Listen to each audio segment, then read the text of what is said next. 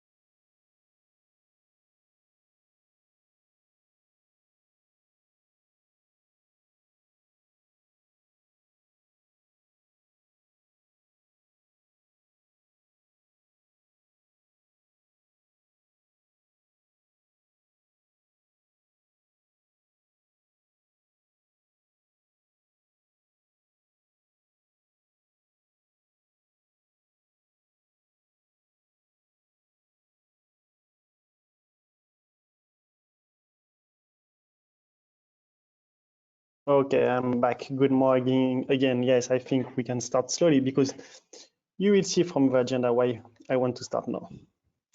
The topic of today is to target acceptability, but also engagement. So it's why we'll discuss also co-ownership of deep geothermal project in this session.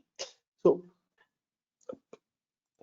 you know that the event of today is in a series of workshops organized by the project GEOENVI. We started already some weeks ago about regulatory aspects.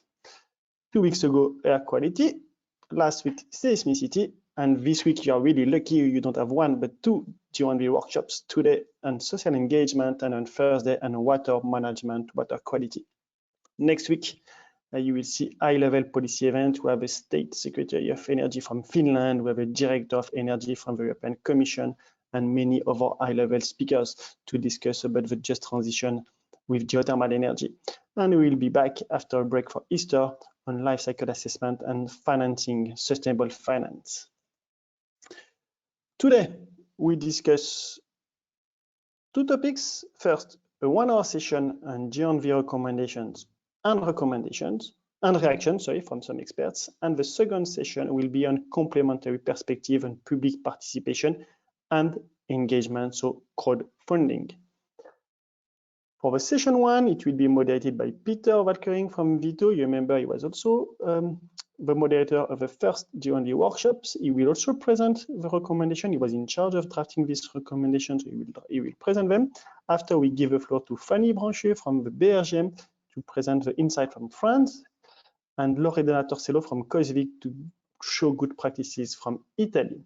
It will then be discussed with panelists Ben Lannen from Vito, Agnès Alonsdottir from University of Siena in Italy, Julie Purdet from Amors in France, Tamas Meges from the Szeged District Heating in Hungary, Arnfríður Sigurðardóttir from Orkustofnun in Iceland, and Mehmet Keyguduz from Sankolding in Turkey. So you can see we'll have a great panorama from all over Europe on this topic.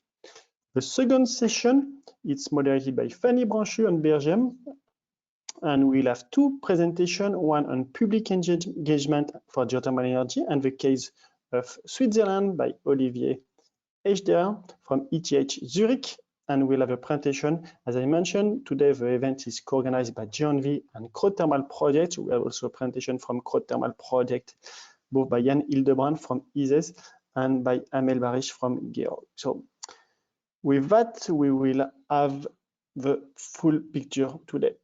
if you need more information about GEOENVI, I invite you to visit our website. But I want now immediately to give the floor to Peter because we need to start this first 1 hour session on the GEOENVI recommendation for public acceptance and engagement. Peter, the floor is yours. Thank you, Philippe. Let me see if I can show the screen.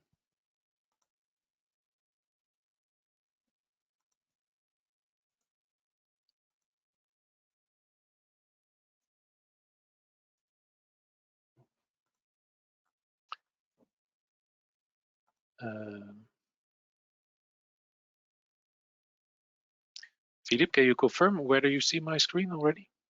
Everything is perfect. We see you, you will see your presentation and the sound is right.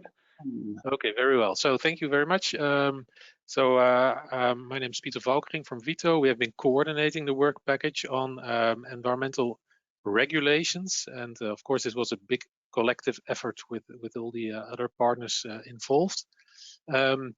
So what was work package 4 about?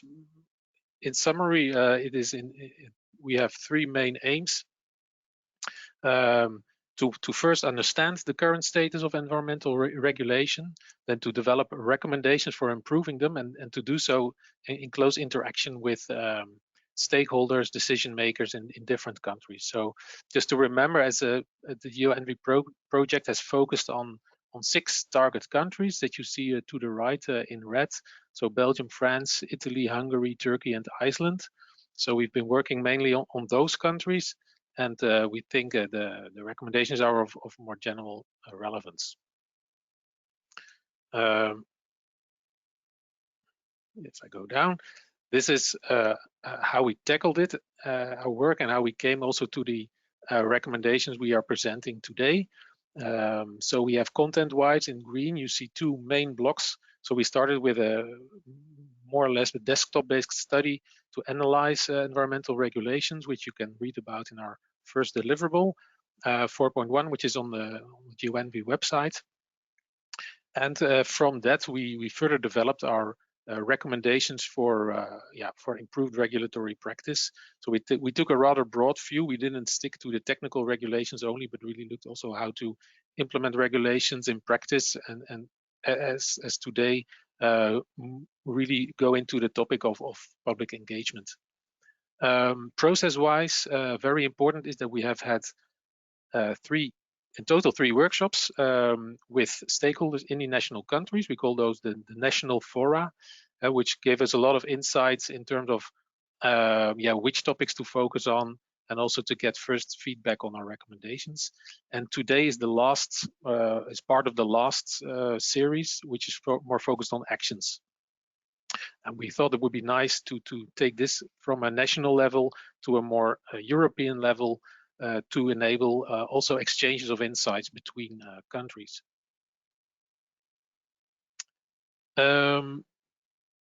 Just a word on our overall recommendations.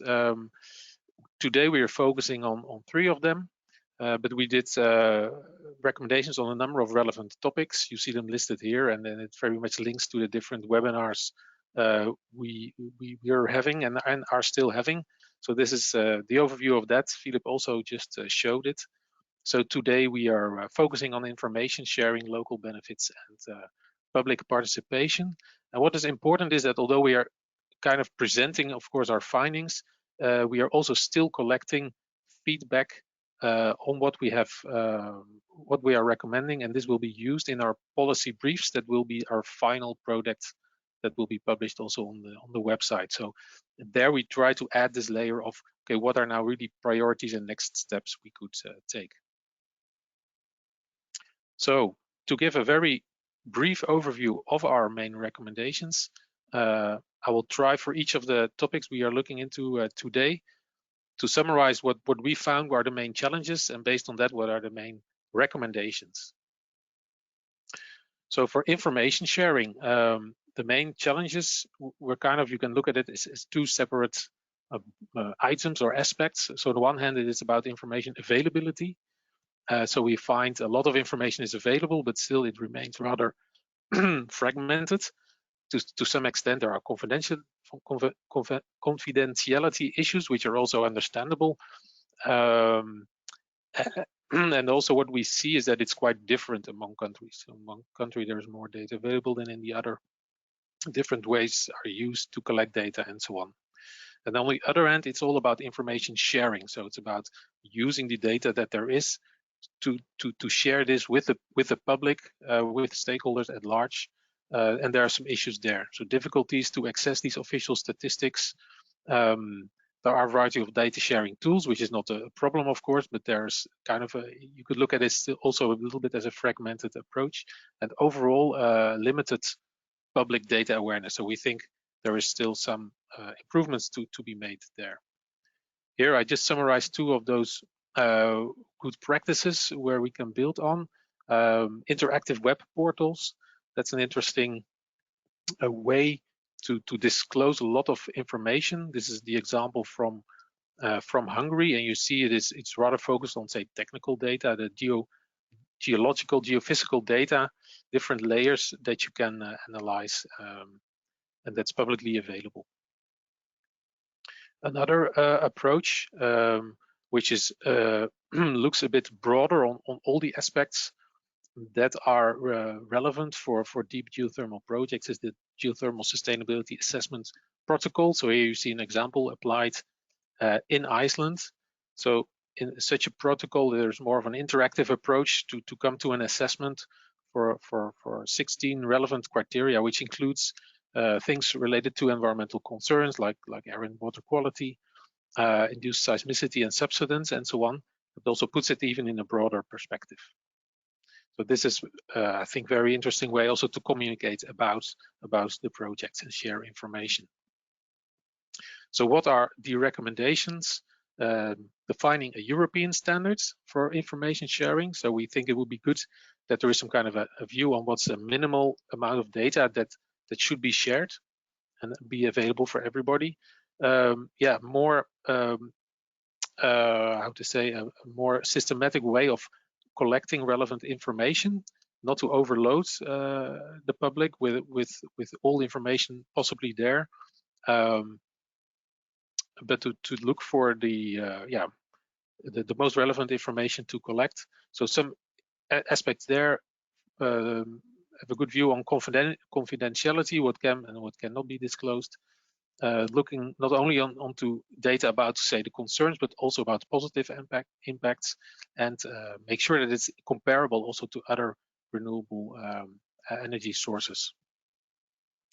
Adapt the communication to the targets, then improving data accessibility and awareness, and sharing the reliable information and data in a more proactive way. So the latter three are more directed towards the idea of sharing the data that there then is.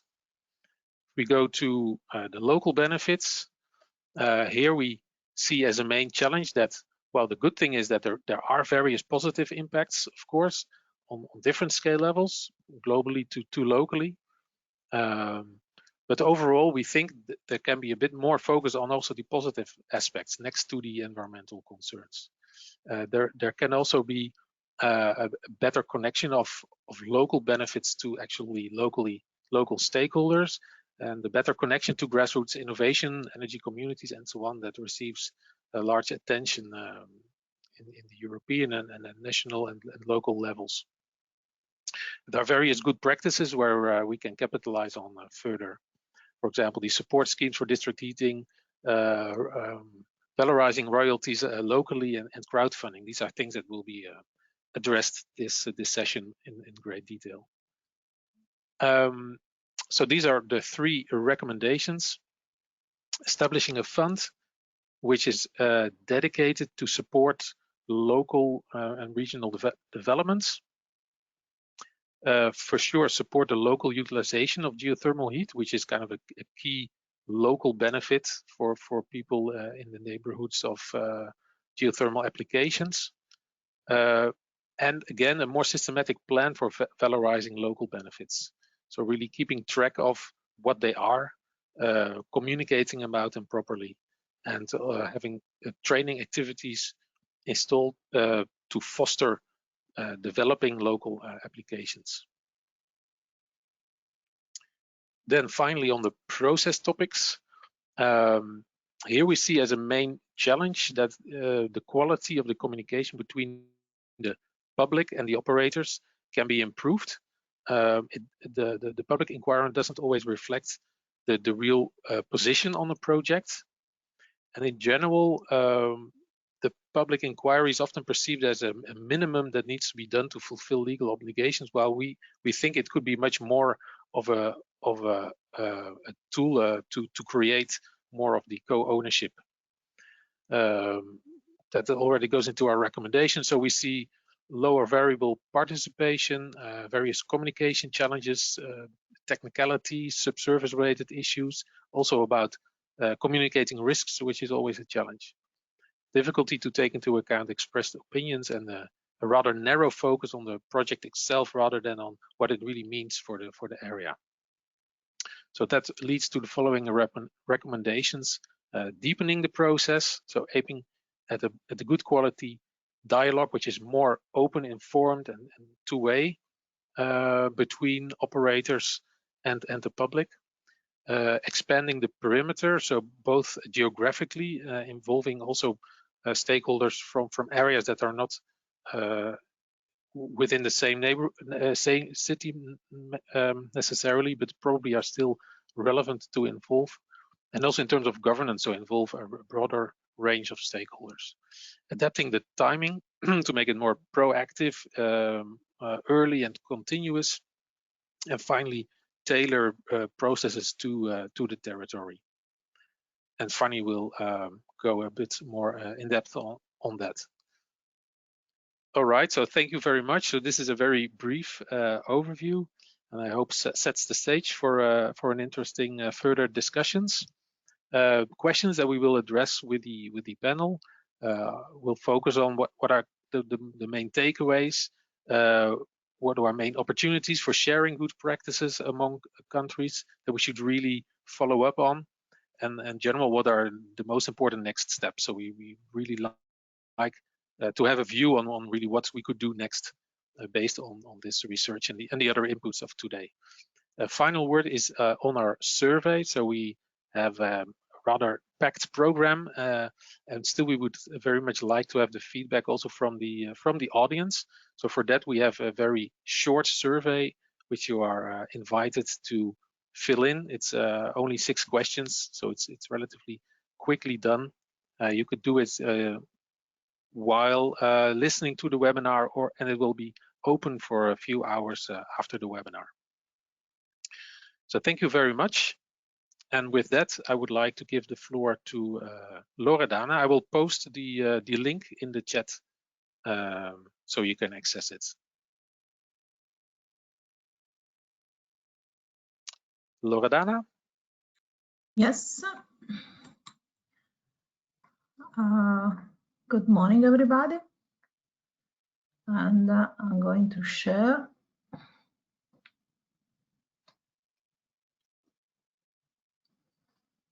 Can you say if you can see my screen? Yes, I can. And my presentation as well? Yes. Okay. Good morning, everybody. And I'm trying to present, I'm Loredana Torsello, and I work in COSVIG, which is the consortium for the development of geothermal areas in Tuscany. And COSVIG is a consortium of municipalities and regional governments that was born for supporting the local authorities in promoting the local development around the geothermal plants.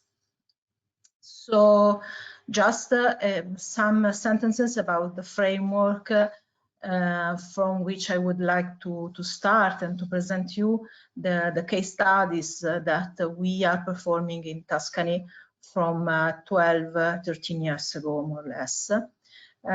since we know that geothermal areas can play an important role for energy securities, for the diversification of energy supply and so on and so forth, mainly for power generation. And this is the story for Italy, because power generation is still the most important way to use geothermal energy from the underground. But we are trying to support in the last decades even the other opportunities that geothermal energy can provide us. And in particular, we are trying to emphasize the opportunities deriving from the cascade uses of geothermal heat. And since this can support other opportunities for local population, for local communities, and for companies around geothermal plants, and even because we can support the socioeconomic development at the local level, which is an important issue for any areas and any communities. Just to give you an hint, this is those are the geothermal areas in Tuscany. Are mainly rural areas where we can find 34 plants with the capacity around 915 megawatt of power plants, electricity power plants. The production is around 6,000 gigawatt hours per year. So as you can imagine, those areas can face different threats, mainly from the socioeconomic point of view, because we have a low population density, unemployment issues, and the risky from the potential single crop economy starting from the far time ago. And we know that at the same time, geothermal energy can represent the main driver for new opportunities for the areas, because we can look for industrial specialization, a high level of know-how, and maybe we can support even a diversification of the drivers of geothermal. Of the economical development, for involving a larger part of the population at the local level.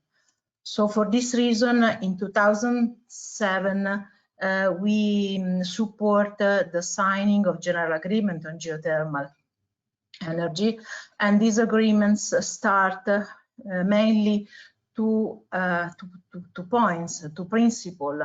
The opportunities to maximize the benefits even for the local communities, and not just for the general public, for the national energetic system and for the industrial owner of the plants, and at the same time to guarantee a correct use of geothermal resources, even from the environmental point of view. So around these two sentences, we try to organize an agreement, and we started with the promotion of a sort of new local model for the development of geothermal areas in Tuscany.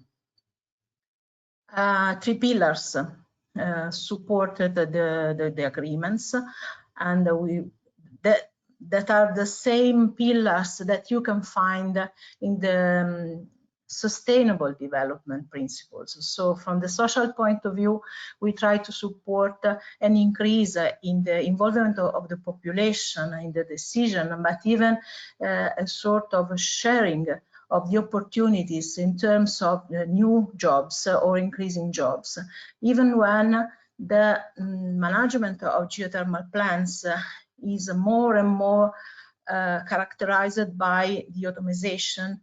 And so this means a chronic loss of jobs per plants or per megawatt hours of production.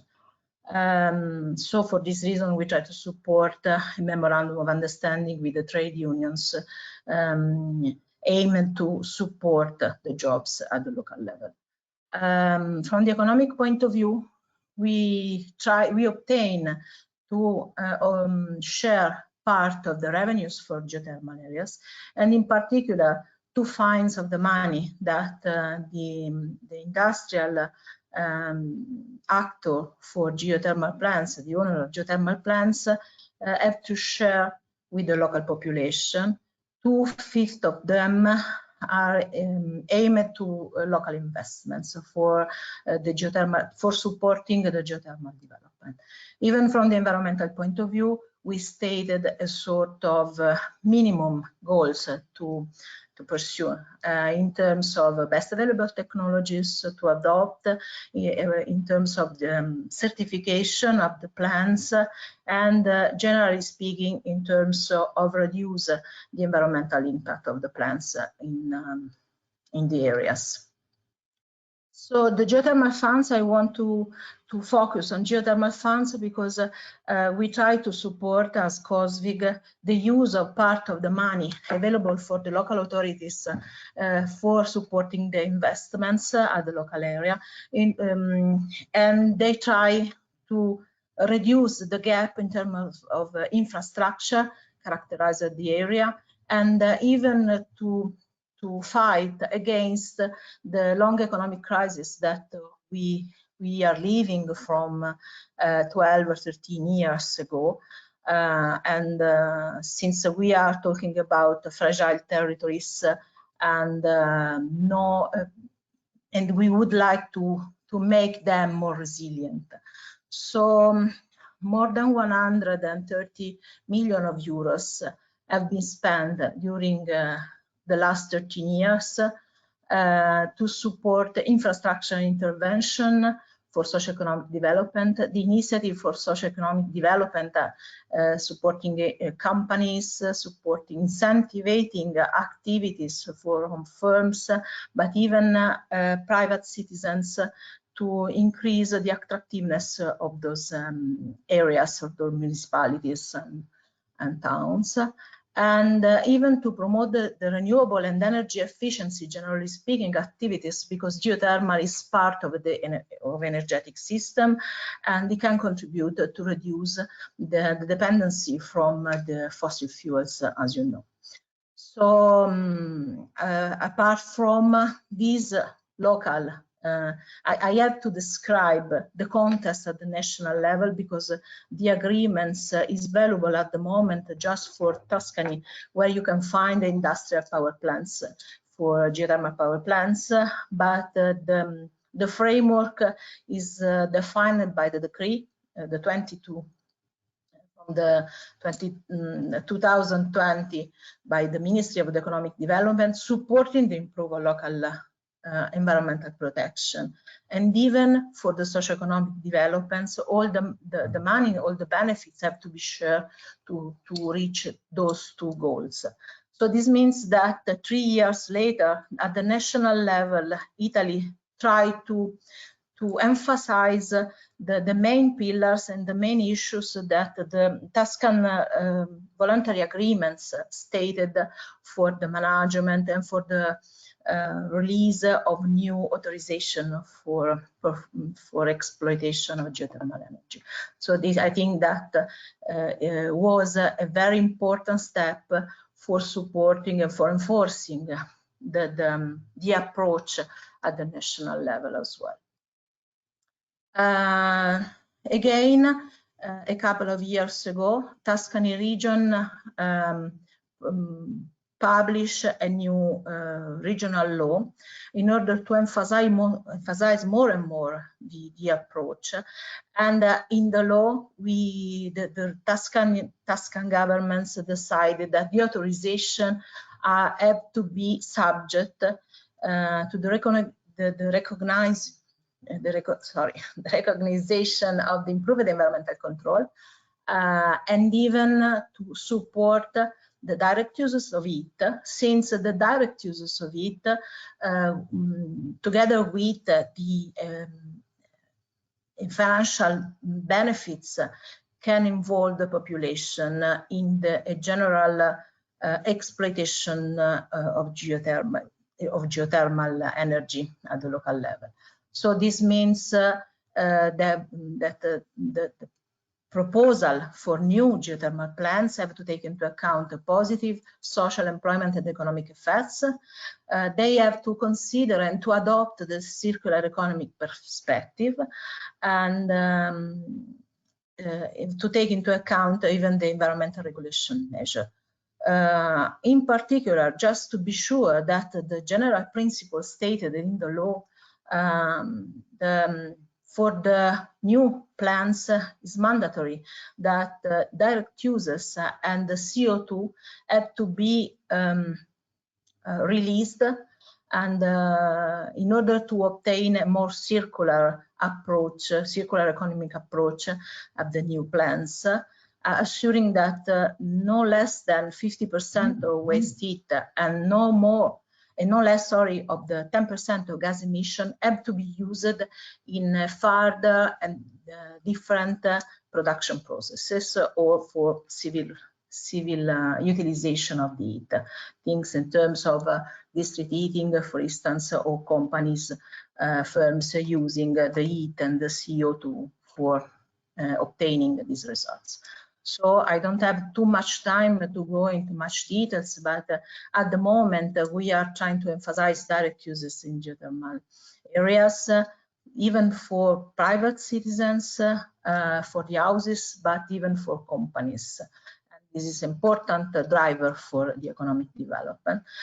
We are trying to invest in money for infrastructural investments, for incentive for the citizens, even in this phase of post-COVID crisis that we are trying to face across the world, and even to support a diversification of the activities. Think about touristic opportunities, interest even from those areas. So just to conclude, we are trying to support in the last days, and we are engaged in this aim, in these goals, to combine environmental accountability, social responsibilities, and the energetic exploitation of geothermal in Tuscany.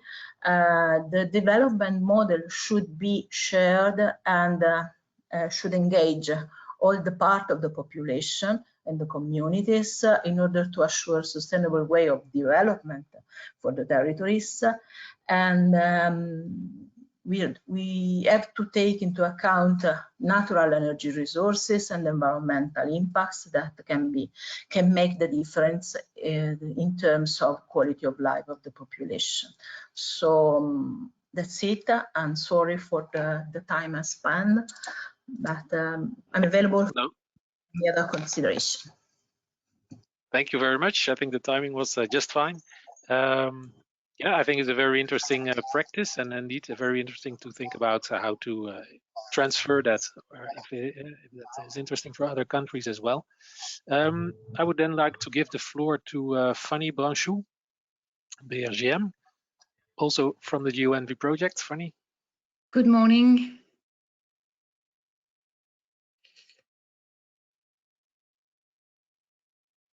Can you see my screen?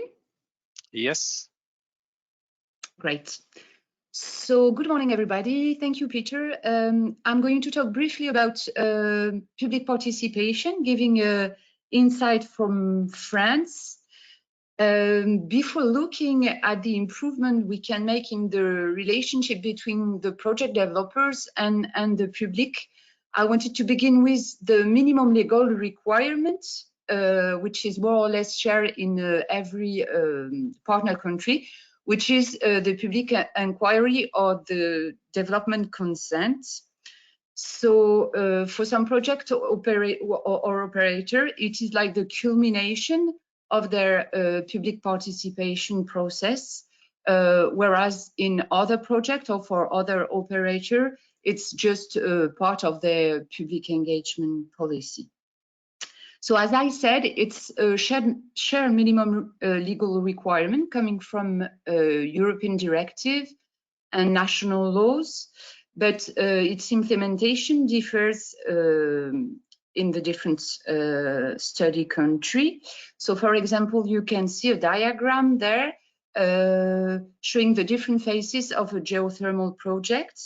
and the arrow represents the time when there are public inquiry. So the green is for France, the yellow is for Belgium, light blue is for Hungary, and dark blue is for Italy.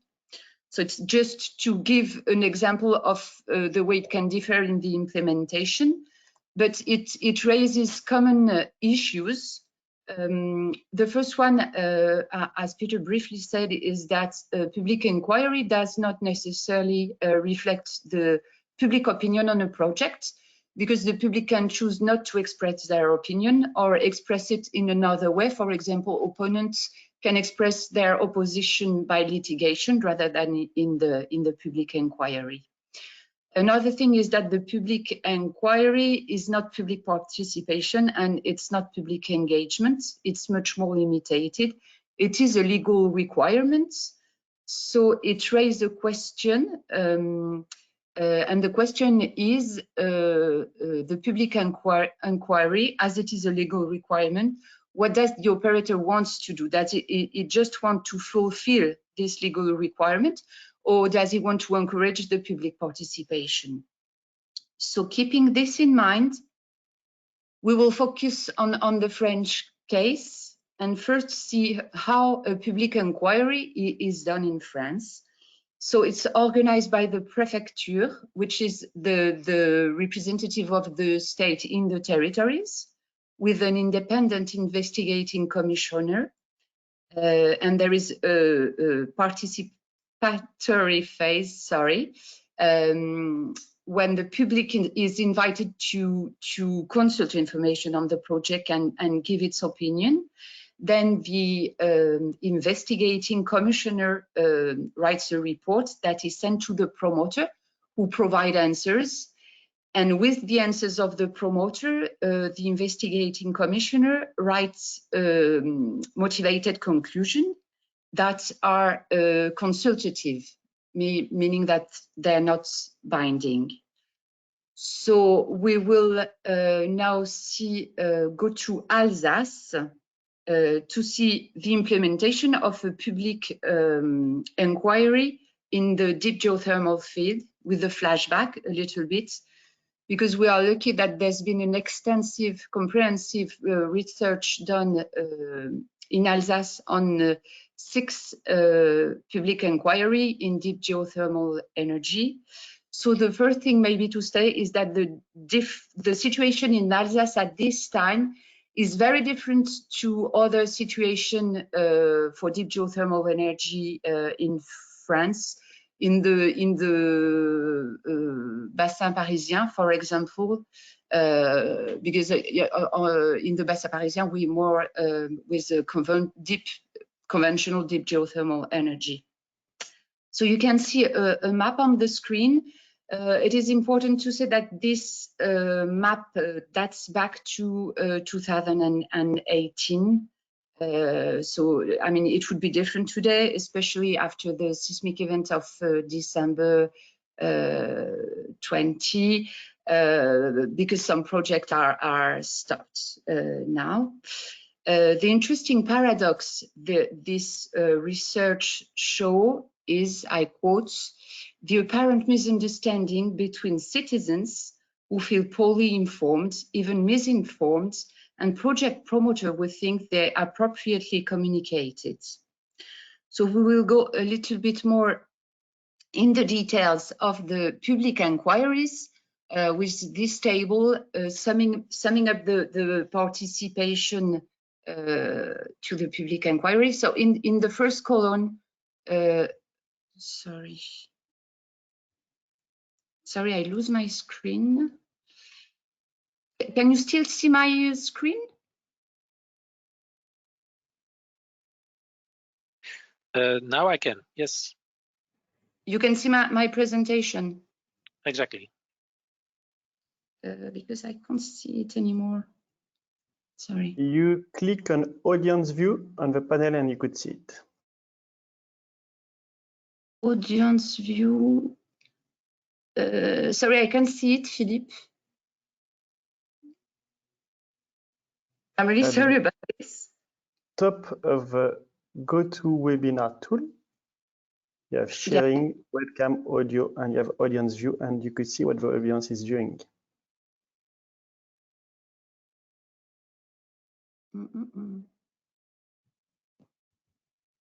Okay. Okay, so sorry. So I was about to comment on this table. So on the first column, you have the name of the project and the site and the time when the public inquiry took place. So you have 6 projects. 4 of them were submitted to public inquiry in 2018, and the others in 2016.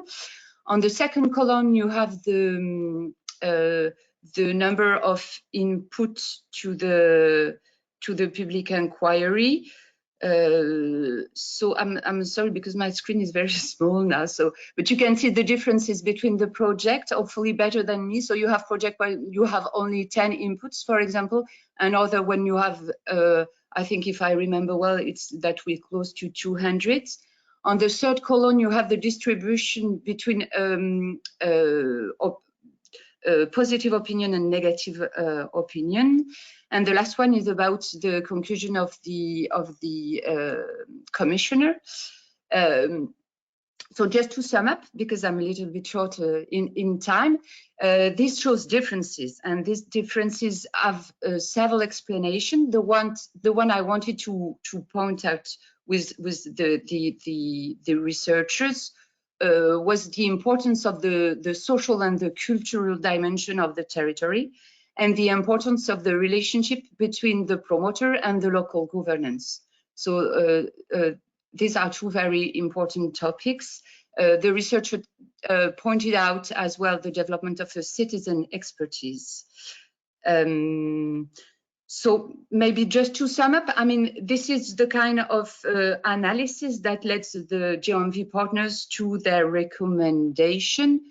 And I think, as Peter already quickly presented the recommendation regarding public participation, maybe I will just stop here. Thank you very much for your attention.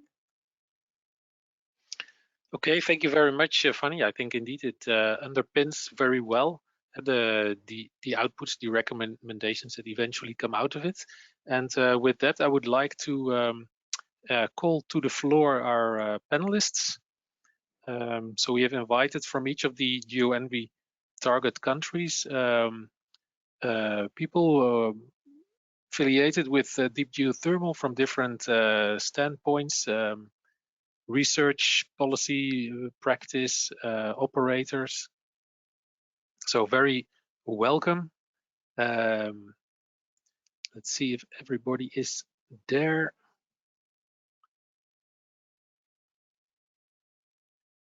I'm not sure if Mrs. Honfriur Sigurdardottir, if my pronunciation is right, is there from Iceland, but I would say let's already start with this interesting group. So what we are basically asked is to basically give you a personal reflection on main takeaways from the recommendations and how to move from here.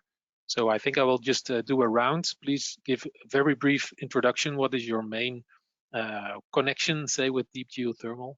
And then please give your reflection. Maybe we start with Julie. Thank you. Good morning to everybody. I am part of AMORS, which is a national association in France. We have about 1,000 members, and our members are local authorities and professionals, and we target ecological transition. So basically, we focus on energy, waste and water issues, and we support local authorities in ecological transition. And what is your reflection on the recommendations? Okay, I thought you were doing first of all. Okay. So on information sharing, local benefits and public participation, well, I think your proposals on information sharing are very relevant. their deep geothermal projects are very big projects and information is needed. Fanny just mentioned the incident last December in eastern France, and it's very important to inform citizens but also local authorities on these projects that are underground, so people don't see them.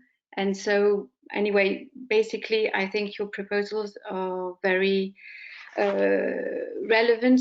As for local benefits, we do emphasize on a daily basis that geothermal projects have benefits, environmental, social, economic, as the lady from Italy mentioned. And we try to, we think that it's important to put local authorities as a key player in the process. The local authority can help inform the population, local authorities can be part of projects, and we think that will need to be emphasized. It has, of course, local authorities have to have regulatory obligations, but their role can go beyond. And I'll just take an example as regard wind farms.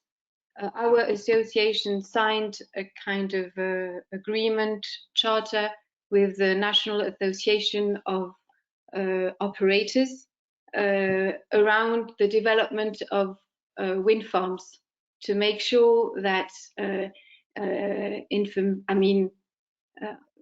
this agreement targets information, monitoring, and the benefits between the operator, the local authorities, and citizens.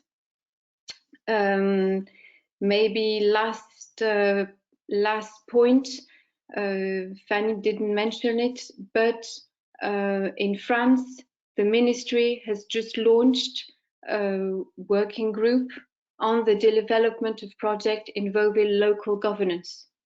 And the objective is by the end of the year to draw up a roadmap, and it targets all renewable energy projects. So there will be something on geothermal that will come out of it that might be interesting for your project.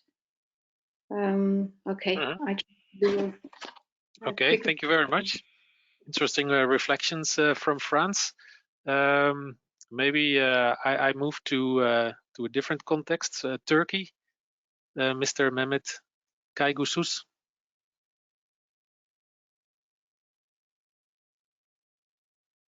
Could you please unmute? Yeah, Yes. Mehmet Kaygusuz from Turkey. I'm working at Sanko Energy as a consultant today. Before I worked there 40 years as an engineer and managers, many positions. Now I'm also vice president of Geothermal Power Plant Investors Association in Turkey. What do you consider as the most important? Your question, I will give my answer about it.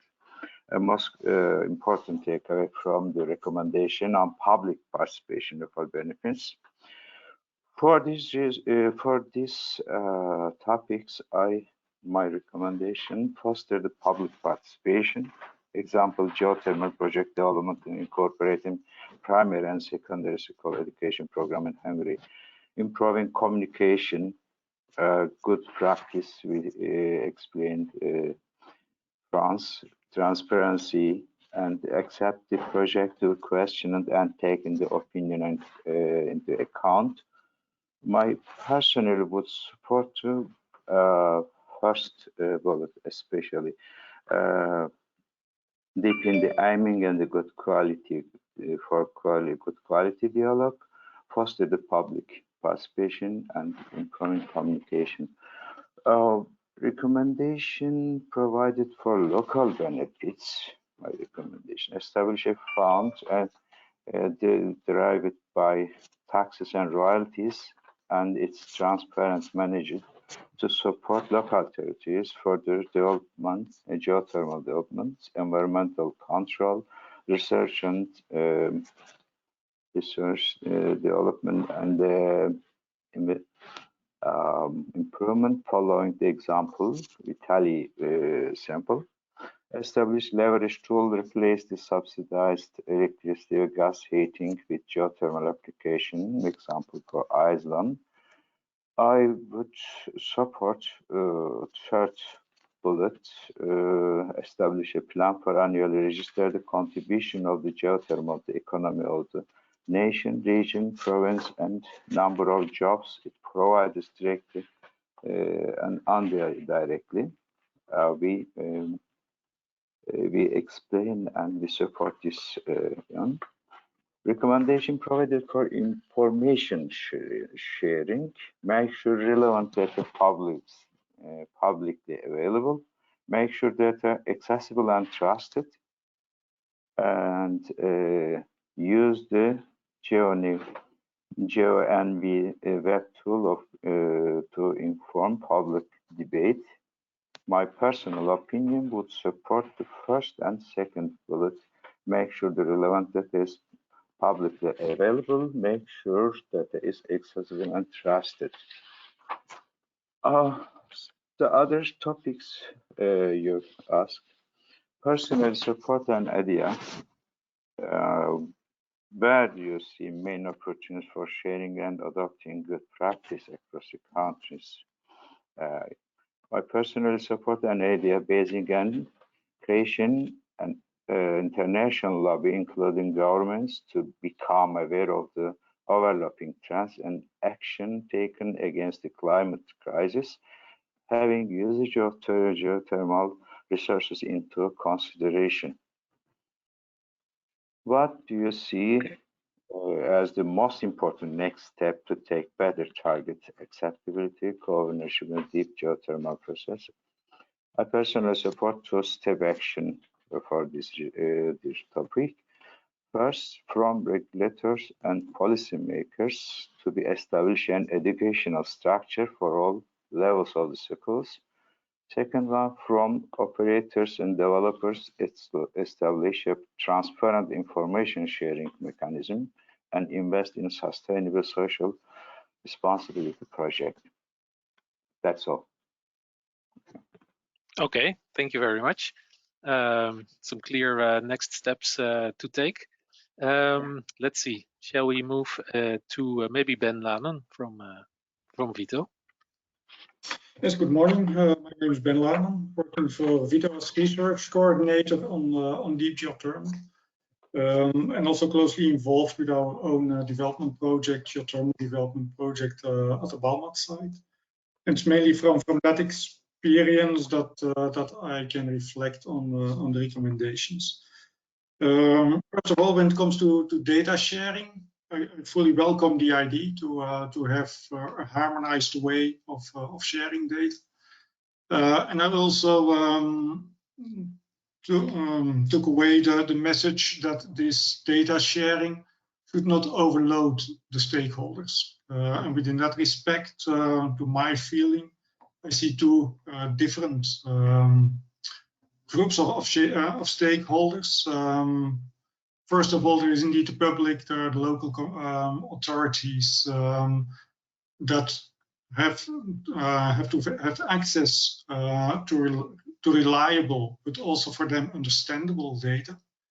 And there we definitely can think along the lines developed, for example, in Iceland with the Geothermal Sustainability Assessment Protocol, where we then can set up a predefined set of data that should be supplied by every operator to allow such an assessment in a clear and open and transparent way. So that this fairness of the data access, to my feeling, is a very important one, and we should think about procedures how to set up such a fair data sharing option at least for these applications. Then I also see a group of expert stakeholders that have more in-depth questions and need access to really the basic data that is underpinning, for example, this sustainability assessment. For that, we have to think about ways of communicating what is going on in different projects. Setting up specific protocols, however, for data sharing, to my feeling, is a bridge too far, because there are mechanisms that can be used. It can be simple NDA. It can be some kind of other legally binding agreement to allow this data access.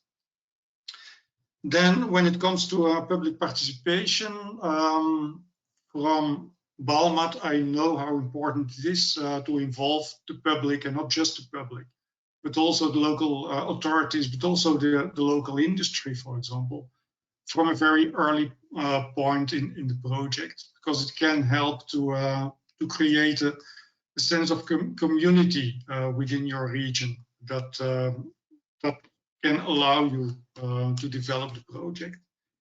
I think there are a lot of interesting examples out there in Europe, and it's, to my feeling, mainly an issue on capitalizing on these good practices, and to see, okay, how did you do it in France? How did you do it in Italy? How did we do it in Belgium? And then see what general guidelines we can develop from these, knowing that these guidelines will always have to be tailored to the local condition. So even for a project, a second project, for example, here in the Campin region, will not be the same, at least not to my feeling, but not have the same communication and public involvement actions as we did. But at least having an idea about what people already tried, what worked, what didn't work, could help them a lot. Okay, thank you very much. Yeah, interesting reflections. Let's move on to Hungary. Do you recognize things other panelists have said, Mr. Tamás Megyies? Perfect. Good morning. Thank you. Okay, so my name is Tamás Megyies, and I'm a Chief Operations Officer of the district heating company of Szeged. This is a medium-sized district heating company serving 27,000 end users. And the reason we are in the spotlight, so to say, is that we are carrying out a robust geothermal overhaul of our operations, and that puts us in the spotlight, so to say. As for the recommendations, I think that the deepen the public participation process, that's spot on. You have legal obligations regarding communicating what you do, but this might not be adequate. Legal minimum requirements are indeed legal and minimum. My first-hand example is that the geothermal development that's going on in Szeged includes drilling 27 deep geothermal wells, 27 in the city, and switching 15 heating circuits to renewable. And the requirements we have had to meet with regards to public engagement were holding a public hearing and putting up the usual signs referring to EU funding.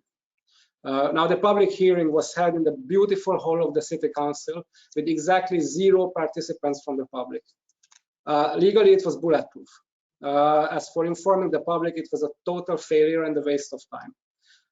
The EU signs, how the project is funded from EU money.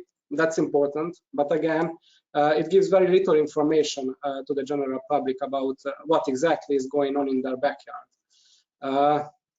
So my experience is that we need to decide what our message is, and in our particular case, in the case of Szeged, it's not so much easing people's anxieties about geothermal in general.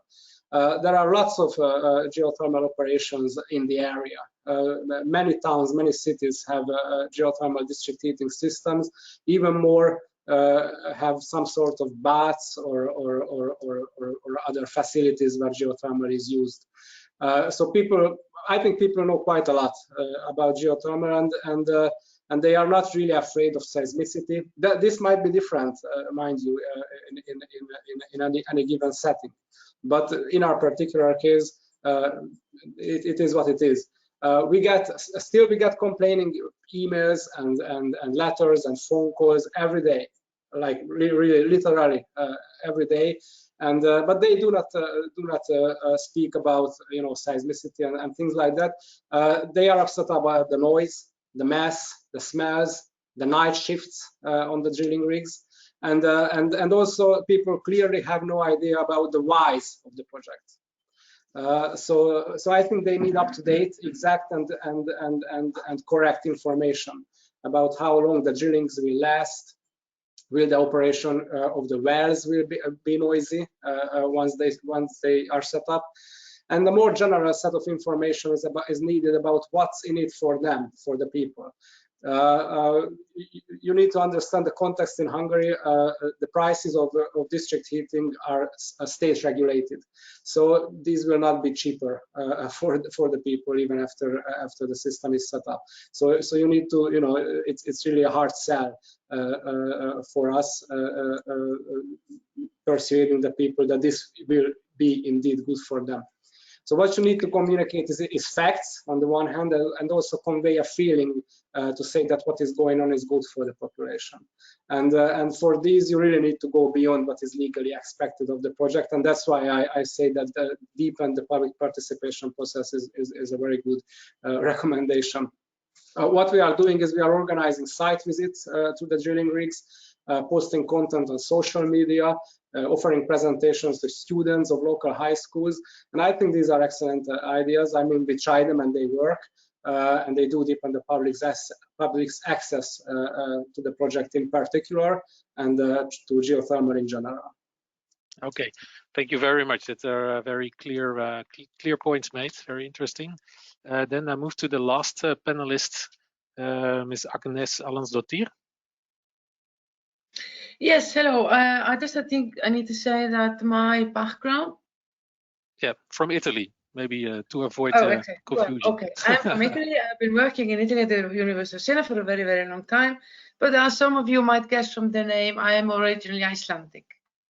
But that has nothing to do. I'm coming to this. I'm very impressed by all the work that you have been doing, and I think that the recommendations are really interesting and very useful. But I think I should stress that I come from a slightly different maybe perspective, and I'm speaking from a slightly different perspective, as I'm a social psychologist, and I've been involved in comparative research on public engagement and public acceptance or public views about diverse technologies, including the harnessing of geothermal energy. So I'll be very brief because I can see that the clock is ticking and we don't have much time. And I'm looking forward to the presentations that come after this. I think my main point is that I'm going to take up Ben on that, is that the data sharing recommendations are really important. You need to have similar sets of data. You need to, I always say that you need comparable data across situations. Be that in Hungary, be that in Turkey, in Iceland, or Italy. I actually happen to live and work in Tuscany. But my second point, and I think that's much more important as a contribution, is that we really need to reflect on what we mean by public engagement. And it was very clear in the French from Fanny, when she was saying that there is a mismatch between what let's say the developers or even public authorities want to be communicating and what actually the public really understands. Is that kind of miscommunication? It's not specific to deep geothermal energy. Just think about what's happening with the vaccines at the moment. So my point is that maybe in future projects, further collaboration with social scientists, people that actually have expertise, not only in organizing the public engagement activities and doing the communication campaigns, but have the kind of expertise and competence to do comparative research in different on what are their anxieties and how best to address them. And my final point, and then we can move on to more interesting presentations, is about the different national contexts. I mean, there are only within Europe, there are such different institutionalized contexts for public participation. I mean, I think we can all agree that the French are leading the way in this. They have kind of institutions that there's a whole ether of how any kind of disputes, in particular technological disputes, we know this from a whole lot of other areas, genetic modifications, all kinds of issues. They have Turkey might not have it to the same extent. Italy is sort of work in process, and I'm not going to say anything about Iceland. But when if you want to, just to get back to my first point, you want to have compared wherever the site in different countries, you want to have publicly available information about the most important aspects of the plant health development in a comparable format.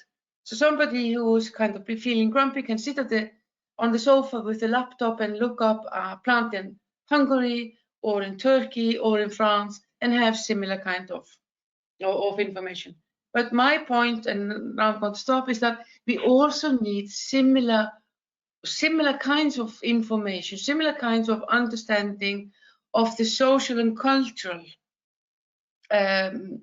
context of developments. So we can compare that along with the more technical issues. I'll stop it there. Thank you very much. Thank you very much for these interesting, also more reflective points. Yeah, I would say let's close the panel discussion for now. So the idea is that, by the way, I think we're still doing fine on the timing. I wanted to say to the audience, so if you have a question, please don't hesitate to put it into the, I believe it's not the chat, but the questions box in your GoToMeeting environment. And also, if possible, please indicate to whom the question is directed. So even though we won't have time to go through all the questions, we will have a small time slot to pick out maybe some. But then afterwards, we will still try to get back to you with some answers. Okay, with that, Fanny, you want to? I just want to thank you all. Very interesting panel. I think the transition between Agnès and Olivier was coming may be good. Thank to you all, and we'll speak again after the presentation of the complementary perspective. So may I please ask Olivier to join me and light. Yes, I'm here. I can still not share my camera, I think. Or can I now? Great. Hello. Yes, I'm here. The floor is yours, Olivier. Thank you very much for having me today. I will just start my presentation, and as you said, it's just a very good transition with what Agnes said. I actually have the feeling, I'm sorry, can you? Yep. Is my screen shared? No, not yet, I think. It's okay, but it's not in a presentation mode, Olivier. Yes, now I think it is. It's okay. Good, thank you. So yes, I feel that a lot of what I will tell right now are things that have been already said by the other panelists in a way or another, but basically my talk today will be on public engagement, like most of what was said, and I will deal a little bit more with the words, with the discourses of geothermal energy, and as you can see it from my title slide, and I will try to reflect also on a central notion when we speak about public engagement. It's the notion of social acceptance, and I will try to have a little bit critical view towards it and present an alternative that we have developed also with colleagues, especially from France, the group around Philippe Chavot in Strasbourg, the notion of embeddedness of locally embedded projects. So basically what I will present you here is a sort of synthesis of various projects on which I have worked. It's not insights in one specific research, but more of an overview. So among the things we have with different groups explored in the social aspects of geothermal energy in its communication is that the framing of geothermal projects matters actually quite a lot in terms of how the public will perceive it, so in terms of how stakeholders will perceive it and be willing to engage. And by framing, we mean the way a project is actually presented, but including its purpose. So whether it's a project for power generation or for heat generation, it will be perceived differently in terms of, well, who is addressed? Is it end users? Is it, well, some abstract entity if the power goes in the grid? So this is already one element that influences a lot. Another thing is how geothermal energy is connected. Is it something that is just under our feet in a very abstract way everywhere? Everyone has it, we could do it everywhere. And that's something that is very present in discourses, for instance, promoting EGS systems. Or is geothermal energy something local? Is it a resource that we have here locally, a gift that we have, and something that we can valorize locally? So all these elements really make a lot in terms of how the public will see a project. And what we can already guess from what I have just presented is that depending on how the project is framed, it links very differently to local priorities. And research has shown that actually the local link is really central. There have been studies in Germany, in France. We have also found it regularly in our case studies in Switzerland. And this can crystallize around the notion that context matters. I mean, that's something that I think now is pretty much state of the art in, well, in social research around siting generally for technology. And I think also in geothermal energy, it's something that I see practitioners have really come up. What I think is maybe less on the map is the notion that, well, context matters, but the context is also responsive. I mean, the context is not something static, an environment around the project, something that would not move, but it's something that changes. I mean, as soon as you say in the village that there will be a geothermal project, I mean, the whole context has changed. I mean, alliances between different local politicians might split. Some local association who was rather positive of the local authorities or of the municipal authorities might go against them. So this context is suddenly very different of what it was before a project was proposed. So what you have to think, what you have to realize here is also that not only the context matters, but the whole process to reach a geothermal energy project will be brought into a locality matters a lot. So when we think that the context matters and the context is responsive, I mean, it puts you in a quite complicated setting in terms of how do you deal, how do you conduct the project, how do you plan it? And I think, first of all, with geothermal energy, one thing we have really seen across many different countries, I think it's not all, but I really see it in the setting of especially countries that have low enthalpy geothermal energy, is that there is no clear-cut perception among the public of what geothermal energy is. You don't have strong oppositions, but you also don't have like necessarily a very strong adhesion to geothermal energy, which means that local acceptance will play really a key role. This is really something that will be central. And this local acceptance, then, it's not something abstract. It's not the technology, do you want it or not? It's something that is coming locally into your lives. And here it really mixes with the economic reality, as I said before, the political context, cultural values that people might have, but also with the whole communication around the process, the project, sorry. And here, the project itself, so the risk it might vary, the nuisances, but also the benefits play a central role. So it's not just about the social setting, but the social setting encountering a project. And here on the right-hand side, sorry, we try to summarize it in a sort of influence diagram with colleagues from Chile. It's a research that they've carried out with Sofia Vargas. We have supervised a student together, and we tried to see at hand of a case study on geothermal energy, what were these elements that really play a role. And here we can see that, okay, the social context plays a role, but in relationship to very concrete project activities. It might be the construction, it might be who is the company in charge, whether there are transmission lines or not, and the whole engagement process will basically change the context, but might also interact with the activities. I mean, project activities can be adapted. A road can be deviated going to a site. The frequency of trucks passing, for instance, can be adjusted. And all these elements are always in a constant interplay. It's not a package, a project that is brought, accepted or not.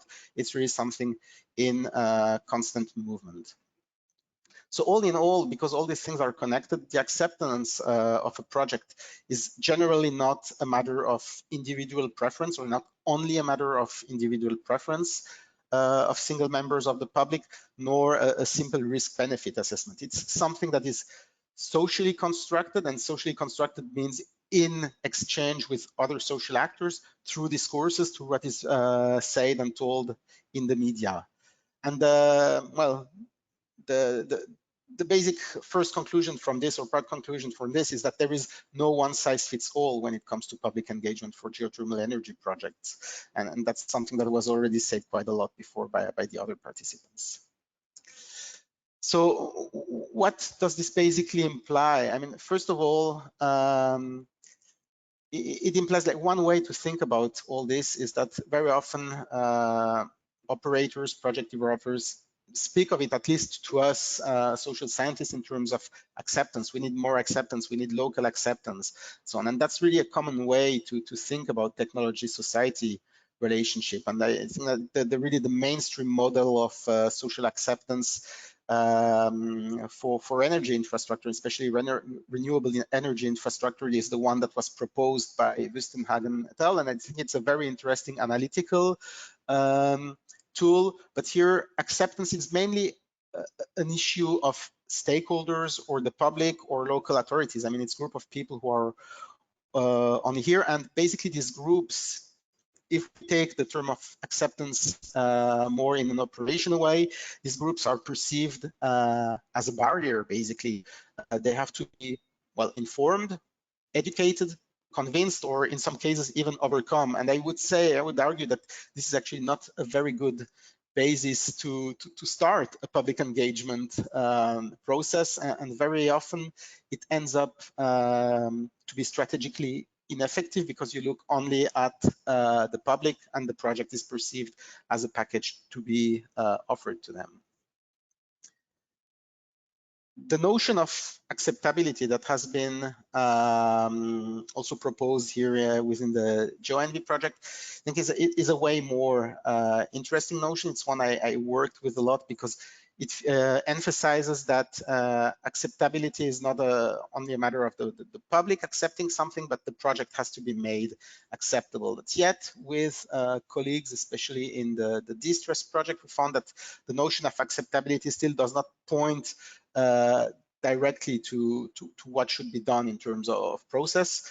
And with the group around Philippe Chavot, we exchanged a lot on what would be a right way to speak of how to make a project more local. And we had different notions here. We had the idea of anchoring a project locally, which was fitting quite well with the idea of geothermal energy and the drilling. And we also have spoken about embeddedness of project, and that's the word that has been finally kept in the work in the context of the de-stress project. And here we think projects should not think in terms of acceptance, but of how they can be locally embedded in a territory. And here, instead of simply considering group of actors, you consider different territory with the values that are there, the context, including the physical context, it has to be adjusted to the local political reality.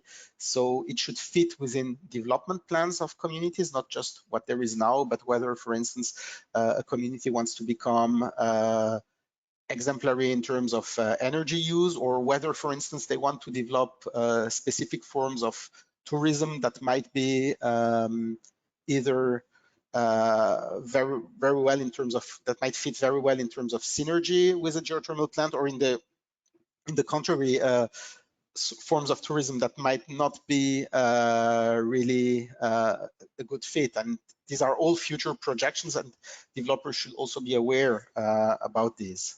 And finally, again, in this model, what we emphasized was the communication process. So concretely, what does it mean for public engagement? So this one, no one size fits all process. I mean, as soon as we start looking at a locality in terms of as a territory, we have to enter way more in a differentiated way of what the public thinks, for instance, about geothermal infrastructures, and not just think in terms of acceptance, not acceptance, but really look at what values can be attached to geothermal energy.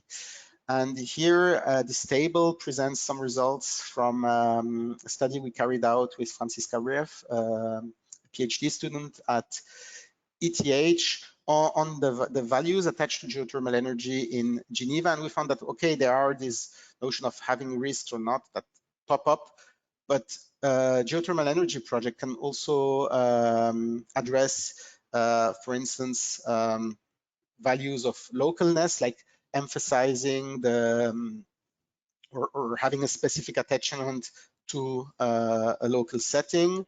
So basically, here in this context of Geneva, it's mostly conventional hydrothermal projects that are carried out, and so it's a local resource. It's not something you can do everywhere, so it can present the region as being gifted. In the context of Geneva, geothermal is also one thing that is really emphasized, is that it's kind of developing geothermal is also Geneva's contribution to addressing grand global challenges. So it's a local contribution to something way bigger, and really addressing all these values provides a basis for embedding projects in a way more differentiated way than just we will provide you heat or power. It really addresses some local values too. Another thing that we found out when working in Geneva is that the public engagement process is perceived too, and this is something also that was just told before. Also, the example of Hungary was very telling. We wanted to see what were the most appropriate ways to engage the public in the context of Geneva, and we conducted studies with project developers, local authorities, but also with the public through focus groups. And the results are in the two tables here. You cannot see the details, but basically the upper table represented the views of project developers, with, in the upper left hand, rather very interactive engagement processes with workshops, co-production, and on the lower right it would be processes that are driven by the public and that are fit everyday practices, for instance, choosing your consumption and so on. And in the middle, it would be more the informative types of format. And what we found is actually that the public, at least in Switzerland, really does not want to engage intensively to enter all these co-productive workshops. We found that this was really very demanding for them in terms of time, in terms of investment, and they would like to participate in geothermal energy. That's something that really popped up a lot, but through ways that fit their everyday practice. And I think here what will be presented by CROWDTHERMAL could be also interesting. So public engagement is actually not just a challenge for project developers. You have to think that it's also a challenge for participants, stakeholders, and especially the public.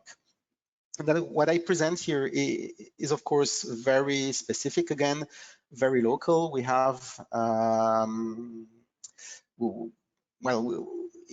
think one of the elements, one of the reasons that might explain this is that in Switzerland there is the direct democratic instruments where people can call, for instance, a referendum against some policy measures. So this makes it maybe less urgent to engage intensively, but still, it is something where we see that the public does not necessarily want to go there a lot. And we need here to compare these results with really what's happening elsewhere in Europe. And because we need really this this knowledge base, which is still absent at the moment. So public engagement strategies should be informed. So we really need this social scientific knowledge base, as was emphasized before by Agnes. I mean, compared to what is done in solar, in wind energy, or even in carbon capture and storage, we have little knowledge in geothermal energy. So not just comparative projects, but also the very different case study. We have a rather small base at the moment on which to base our decision. And finally, another thing which is maybe more also personal concern is that we social scientists can really provide this base, but we are not necessarily the ones doing the communication or the public engagement. That's also something that I found sometimes was demanded from us. No, we do the research, but we cannot make necessarily the communication or the moderation. Some of us can. And on this note, then I would like to close my talk today. Thank you for your attention. I'm sorry for being long.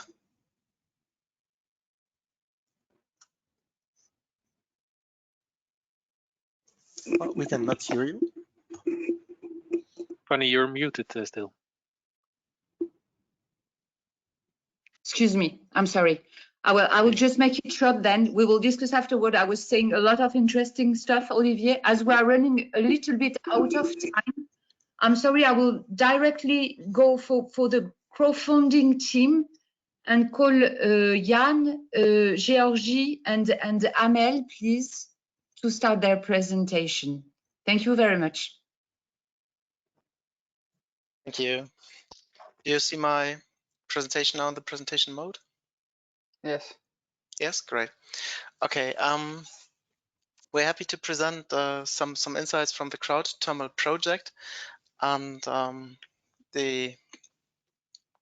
we invite you, of course, also to look maybe afterwards to the project website. The project is an EU-funded project and coordinated by EFG, and I also provided you the email addresses, contact details of the coordinator, Isabel Fernandez.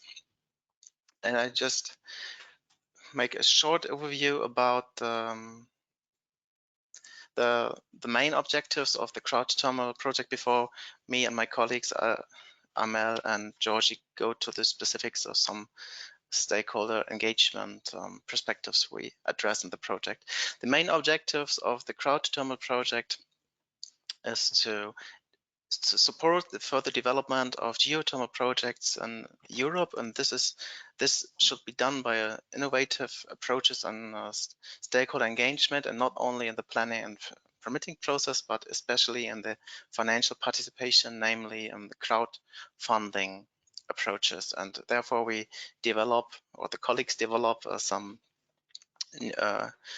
knowledge bases and also some strategies and methods for crowdfunding opportunities and geothermal projects. The project also addresses the topics of social or public acceptance, participation, stakeholder engagement, but also, I think, as important as the social side, also the other dimensions of ecological, technical, economical aspects, so as risk perception, risk assessment, and especially mitigation strategies for risk, or strategies for risk mitigation. And we have 3 case studies in the project: Iceland, Hungary, and Spain, all in different project stages, so where they provide a good variance of different cases and where we can learn and test and validate the findings. All the results are used for the development of for core services for social media-based promotion. This can be used later on from stakeholders in the geothermal sector in order to, as I mentioned before as the main objective in order to support the further development and application of geothermal energy in Europe. And as I already said, we're happy if you have a look on the website and get in touch with our project. In the following, I give you some small backgrounds and basics for the acceptance and participation research, what we have done. Then my colleague Amel will follow with some the synthesis of this research and how is it used for the SLO, for the social license to operate, as a new and innovative approach. And then Georgie will complement our presentation with a special focus on financial participation and crowdfunding opportunities. When we look at public acceptance, and some of the previous speakers also already tackled this issue, I think, of course, there are different factors relevant in the German, especially in the German social scientific research, also coming with from a social or environmental psychology perspective. We can synthesize like 4 main levels. The main thing or the base is the orientation and insight. So it is about the why. If people get the idea of the main background of a measure or of a technical infrastructure, they are more likely to accept it. And accept is not only in this maybe more historic, let's say, an instrumental way, but also in the idea of co-production, of co-design. You need if you are convinced that something, a good direction, a measure or technology is promising, is good, then you're more likely to get active in this direction. And of course, in this respect, it is crucial to have transparency about pros and cons, and of course, like always, about potential alternatives, and this counting also for the energy sector. Secondly, once the why is, let's say, answered with a yes, one needs to have a positive risk-benefit balance. That means the pros and cons should be at least on the neutral, but better in a positive weight. And important in this respect is to name that this pros and cons are not only material or financial, but the whole factors are taken into account, such like risk perception, like maybe increasing or decreasing of property values, but also landscape changes, the planning process, ecological benefits, tax income, and so on. So this is a very comprehensive process, and of course it's strongly related to one's respective attitudes, values, beliefs, and norms. Some of them were already named in the previous talks, and so we have both on the individual but also on the social system level some evaluation levels. The 2 other relevant factors are self-efficacy and identity. And of course, when we imagine that there's a big transition or a big change in the daily living environment, like energy transition causes, it is important to have the feeling to some extent of control and having to see that we have an impact and an influence with within this transformation process. And also the identity, or the higher the identification with the change is, if people or if persons have the opportunity to have an impact, to have a part of the creation, then they are more likely to then it is more likely that these change is also transferred to the emotional dimension, and it's connected to the people's identity, let's say. And we have got, especially from other renewable energy, it's like wind energy, but also like biogas or PV solar, that they are very good examples for how it can be reached to create place attachment and place identity where the local energy plant is integrated. And I think, and maybe one comment to the previous speaker, so I see in this more comprehensive and more systemic acceptance understanding how I think the current social sciences research on acceptance is doing. I think there's no contradiction between social acceptance and local embeddedness, but it goes together. Talking about participation, I think this was also mentioned by some of the previous speakers. It's really important. You may probably most of you know this letter from Arnstein. It's from the 60s, last century, which differences four main steps. And an important thing here is maybe that real participation starts on the level of cooperation. So it's about the self-image or self-perception, which was named of operators or developers. So information and consultation, which is often framed as participation, is from this understanding no real participation, but it's the basis. Of course, it's a base for further steps, but real participation starts with cooperation and granting one's own scope of action. And of course, this is more linked maybe to the areas of planning and permitting in the planning and permitting process. And in parallel to this, we have the part of financial participation, and at least for Germany, where we follow or where we research, or where we do lots of research on the different fields of renewables or energy infrastructures, we see that this financial participation part is growing and its importance. And the last thing from my side is here that we took this in the CROWDTHERMAL project. You see the project phases on a geothermal development and operating process, and maybe three main points in this respect. It's only some examples what you can do as an exact method on the different stage or phase. On the one hand, we have to distinguish between formal and informal participation, on the one hand, which is legally binding, and on the other hand, what is done by the operator or also by the local authorities, by the communities, and so on.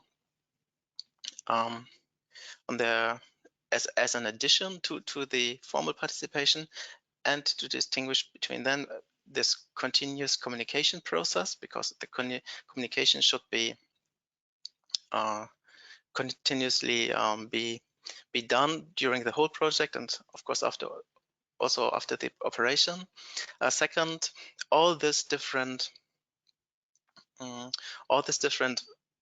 methods or approaches are strongly linked to the perception, not only for the procedural and distributional justice, so how the process is shaped and also how costs and benefits are distributed, but also how personal relationships are shaped. This is the interpersonal justice connected to the issues of trust and credibility.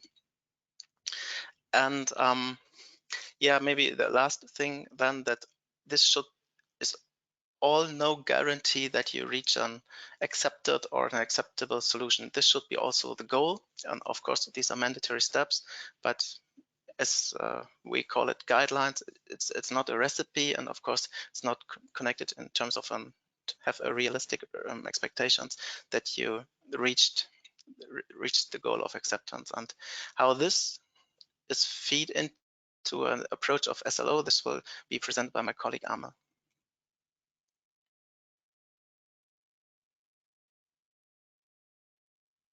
Thank you, Jan. So I'm going to dive into the social license to operate in geothermal. So based on the work that's been done by Jan and the team in Work Package 1, as well as the case studies in CROWDTHERMAL and literature review, we tried to basically determine what the SLO looks like in geothermal. So by nature, the SLO is an intangible construct. It's a theoretical construct which is used as a tool. So it's a dynamic and continuous process that is also that starts basically before the projects and throughout its lifetime. It can change. It's very variable, and as well is acquired at different scales among the stakeholders. Yeah, so for geothermal, the SLO depends usually on community acceptance of the industry as a whole. So we know that geothermal, by its nature is perceived a certain way by certain communities depending on the risk. So the use of land, the use of water resources, the gas emissions, induced seismicity, and other types of mainly environmental risk, let's say. So it depends on the perception of the industry by the community. It also depends on the desire of the communities for this industry. So geothermal has a multitude of applications that can interest different communities, and it can also, like, change basically or better the livelihoods. And Iceland is one excellent example of that. The SLO also depends on the mutual benefits with the communities. So being a resource that is harnessed and consumed locally, mutual benefits are really crucial in order to achieve or acquire the SLO. So the aim for us with the SLO and geothermal in the crowdthermal context and in general is basically to reduce the risks of public criticism and social conflicts. The work that we're doing now, or the core work, is basically providing a universally accepted social acceptance framework for the different types of geothermal investment projects.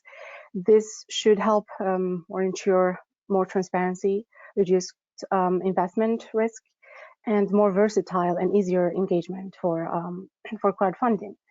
So based on the work in the crowdthermal project, we have come up with a conceptual framework for the social license in geothermal energy. So this model is divided in 4 blocks. So we have the SLO levels, the barriers, indicators, and solutions, values levels, and stakeholders. So the SLO levels, we base them on the Boutilier's pyramid model for the SLO.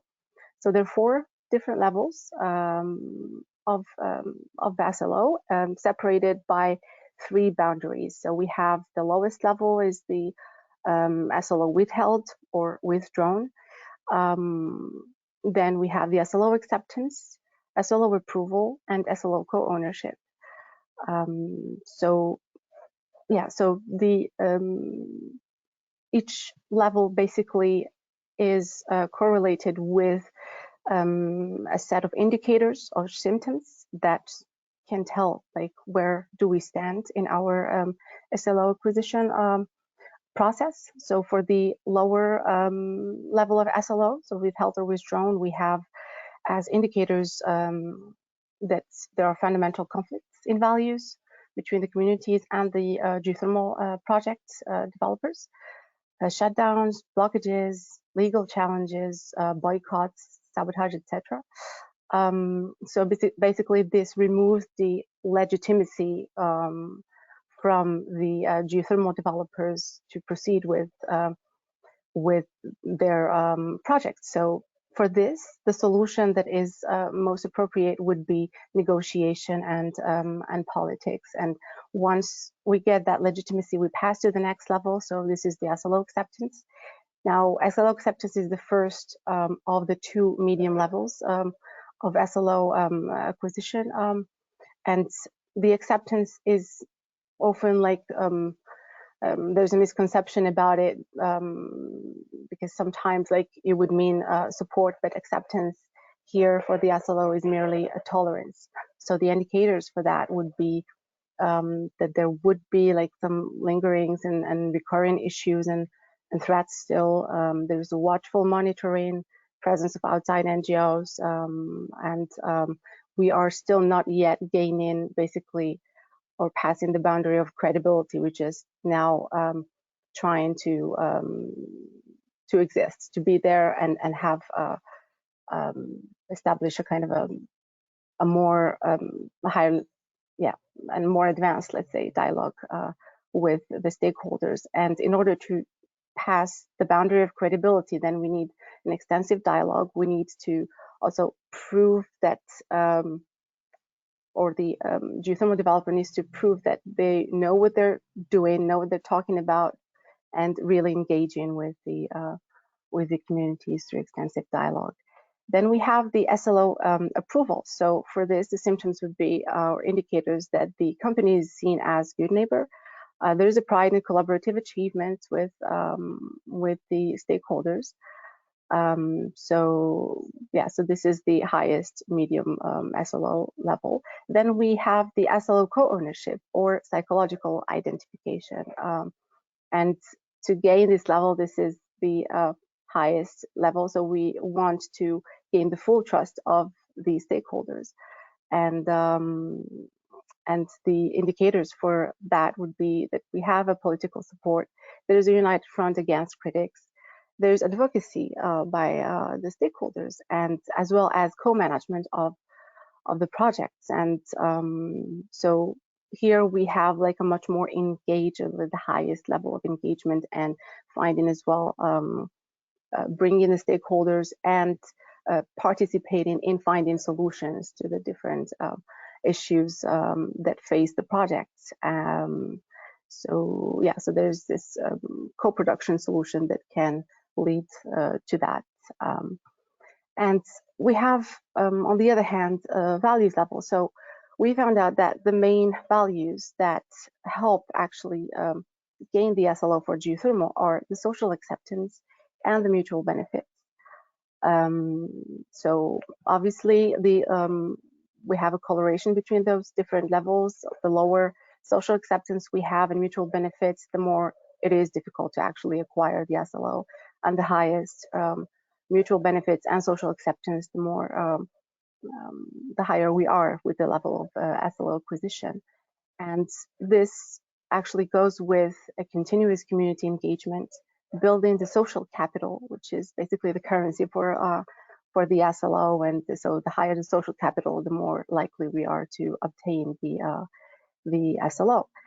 And for the stakeholders, we have two levels. So there are the core stakeholders and the governance bodies and broader stakeholders group. So the core stakeholders for geothermal would be the local communities, the local authorities, local NGOs, direct users,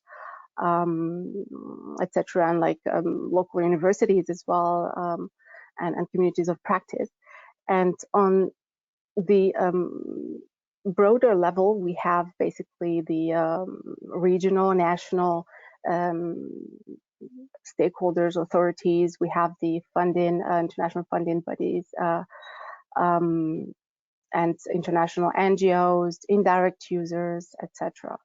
And we found out that, like, for geothermal especially, this is a very crucial to acknowledge this multi-scale and multi-level aspect of the stakeholders, which can actually affect the acquisition of the SLO, because sometimes if the policies are issued by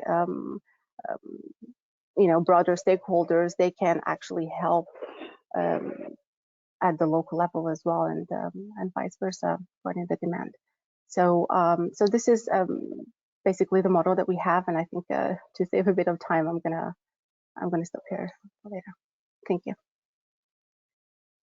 Well, thank you very much to you three. We have new perspective, theoretical and practical perspective. Maybe to leave time to question, I will just ask you one question. Can you please give us an example of SLO co-ownership in geothermal energy? Do you know one? Do you have one? Fanny, maybe, sorry, we have missed so far the third part of the presentation, which is about the financial. Oh, I'm sorry, I didn't. Okay. Can you do it in? Yeah. Can you do it in 3 minutes? Well, I can try. We'll see. Leave you to it. Okay, can you go to my slide then, Jan? Yeah, therefore, Fanny, can we give the presenting back, please?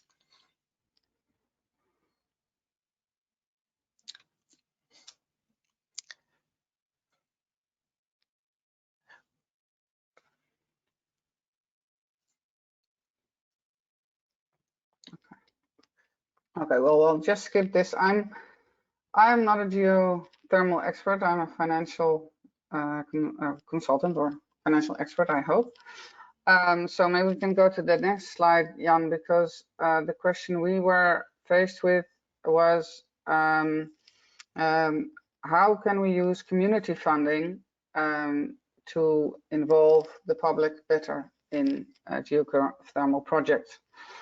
I'll just go through it quickly because there's no time left. And the main question, of course, which has been spoken about today a lot, is how does the project want to involve the community, and how does the community want to be involved? It's very specific to choose first how you want to involve your community, because of course in geothermal projects there's a lot of risk involved. There can be potential benefits, but we also have to look at the risks and risk mitigation. Another important question, of course, is how much capital is needed, because amounts of capital needed in geothermal projects can be very large, as you all know, and usually with community funding, the amounts that can be raised or are legally allowed to be raised are limited. And the third question, what is the level of risk that is involved, and does this match the risk appetite of possible investor groups? And if you look at the community, which you're trying to get the social license to operate from, it's crucial to see what their risk appetite is. Are they willing to run the risk, or are they just interested in the benefits or not? The other thing, I just switched question 2 and 4 around, is what type of capital you need, and I will explain a little more about that later. So Jan, maybe we can go to the next sheet. For the geothermal market, we have defined 4 types of capital that you could look at, that you could use. It's risk absorbing capital, which you use for high risk phases, like the first phases. This is a kind of capital that will not only share your risk, but if your risk becomes too high, it actually absorbs it. So it's like government funding that is given, and if the project is not successful, then the funding does not have to be repaid. That means the risk is actually absorbed. Another kind of capital is risk sharing capital. An example of this is equity, where people get shares in the company. It means that if the project is very successful, they can have very high returns, but if it's not successful, they have no return. Another form of capital you can use is debt, which has a medium risk, because debt repayments in essence always have to be made according to the schedule, even if the project is not successful. So that's another way. And a fourth type of capital that you can use in the project, but which does not involve the community, is reserves, which is capital that you have acquired during the project and kept yourself, for example, to finance the post-commissioning or closure phase of the project. I'm just going to go through it really quick. We'll go to the next sheet, please, Jan. Here are some examples of alternative finance methods that could be used and could be interesting for the project. And the next slide will show you a table, but we'll stay with this slide shortly. Because it's very important that, of course, the characteristics of a certain project are so specific that you always have to look at the project itself, which we have seen in the presentations before, also about the social license to operate. This is also what you should do for the finance. So in this slide, maybe we can go one slide back, Jan. I will quickly show you. Here we have given some examples of possible alternative finance methods that you could use. Most of those you may have heard about. New ones are, for example, reward or output-based funding and revenue-based financing. Another new one, which is not included here because it was not included in the table, but which is included in the report we've written, is a steward ownership, which is very interesting, or can be very interesting for geothermal projects, because it makes the public actually co-owner of the project. So that's also a very interesting other form of finance. So what we've done, we've taken the 4 types of capital I've just shown you, and then these forms of crowdfunding. And then if we go to the next slide, Jan, Here you can see we have taken the, no, sorry, the one before. Yeah, we've taken the different phases of the geothermal process. We have defined what the kind of risk is that you would normally encounter in this phase. And then we have defined which type of capital would normally, ideally, be suited for this phase. Like, for example, if you look at the exploration phase, the risk is medium, but because the chance of success is very small, you would normally go for risk absorbing or risk sharing capital. The drilling phase, the risk is very high, the amount of capital is also very high, so you would still stay with risk absorbing or risk sharing capital. And in the last column, you can see examples of alternative finance that you could be using for to reach this risk absorbing or risk sharing capital. For example, crowdfunding, equity or reward based, direct lending if you get a government guarantee, or a government lease. And I'm sorry, there's no time to explain to you all what this means. I would gladly do so. And if you are interested, we are more than willing to organize a separate session about this if it can be interesting. But here, at least you have a first impression of what we have. You can find our reports, work package 2 on the geothermal website. And we are available for questions. The last slide that we still have after this, you can read yourself. It shows you what are the advantages of using new kind of finance, because most of these new finance schemes are digital, so they give you a lot of advantages. So I think that was 3 minutes, right? Thank you very much. Yeah, your presentation will be available, and I will kindly ask Peter to help me maybe to have 2 questions from the audience. Amel, can I please just resume my question to you, which was, can you please, do you know, is there any SLO level co-ownership you can talk to us about? Well, I think I'm going to give the most obvious example for me, which is Iceland.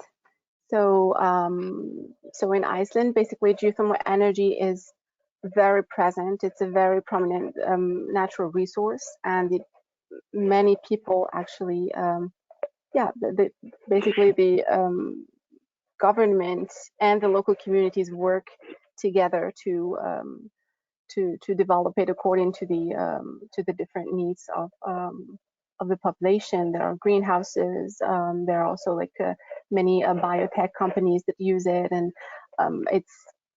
you can.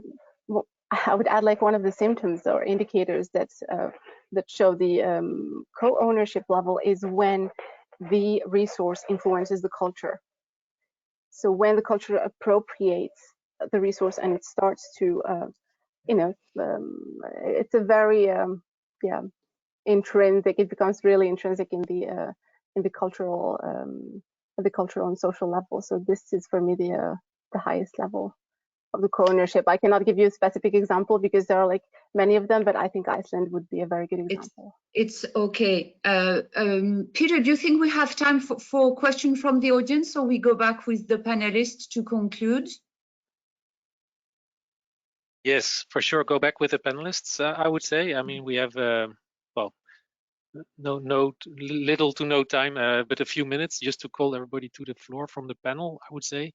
I would propose to forward, if there are any questions in the question box, specifically for the colleagues from CROWDTHERMAL, then of course we will forward those so they can respond in another setting. I mean, for the panel, there is one question maybe, or two questions about demonstration projects. Maybe that's one last thing to cover. Whether that requires specific communication and participation and a more clearer go no-go process. Maybe there is somebody from the panel who would like to reflect to that question. Well, I think legally they require the same kind of public engagement as all other projects, but practically we need a deeper participation of the public. As it's I can only speak of my experiences, but it's in Szeged, it's really going on in their backyard, like literally, like 50 meters. The drillings are going on 50 meters from these apartment houses, and 24/7 for 4 months at a site, and then the rig moves over to another site and it continues there. So we really need to keep a close touch with the public, and our luck, so to say, or the way we designed the project is that the municipality is involved, the local district heating company is involved, and the drilling company, which is the same as the private investor, is involved. So it's really an all around involvement of all the actors, all the participants. And since the municipality is behind this, and actually the municipality owns the district heating company, it's really a local matter. And there is a local policy making Szeged the greenest Hungarian city.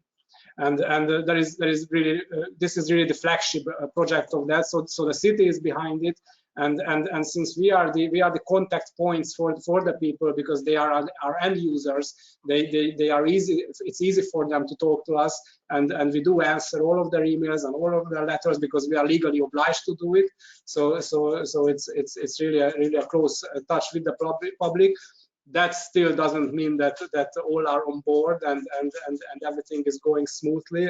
We do have complaints, but we try to handle those cleverly. Okay, thank you. I mean, but I think we might still take a final 5 minutes if you want to wrap up, Fanny, or.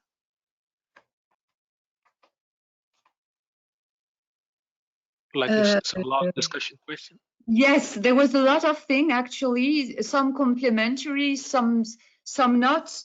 I can do a proper wrap up. I think we have to digest and articulate what's been said. Something important is, I think, about words. We've seen the differences and the different explanation about the word acceptance, acceptability, embedded projects. So, I mean, the different people here today does not imply the same thing using those words, and I think it shows the complexity of the subject. So I would say, yeah, word matters, and communication between all the kind of stakeholders concerned by geothermal project and the inclusion of social science. I really supported that, are very important, like new innovative process to foster public engagements, like crowdfunding, are really needed now. So, Peter, I don't know if you want to add something. No, I would like to give the floor to anybody from the panel if there are some last observations you would like to add. I mean, apologies for having a little time for discussion, but if you have last reflections, I think there's still a few minutes for that, if you would like.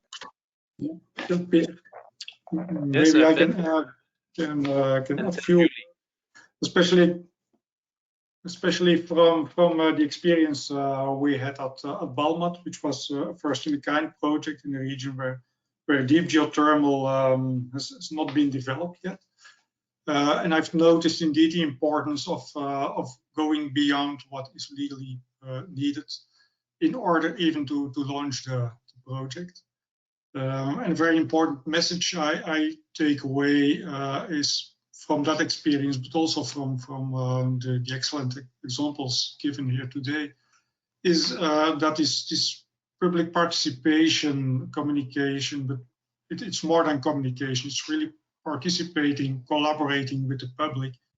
That it's really an effort that has to be persisted all the way, starting from day one from the project up to the ending of the project, and that's a difficult one. In our case, I was lucky that I had two excellent colleagues who took up a lot of that burden, but I feel it's an effort that really has to be sustained. Thank you. I think Julie, maybe you wanted the last. Yeah. And then I would propose to keep that as the last word. Thank you very much. I completely agree with what was just said by Ben, and as I would thank as well the presentations, because I think they were really interesting about financing schemes.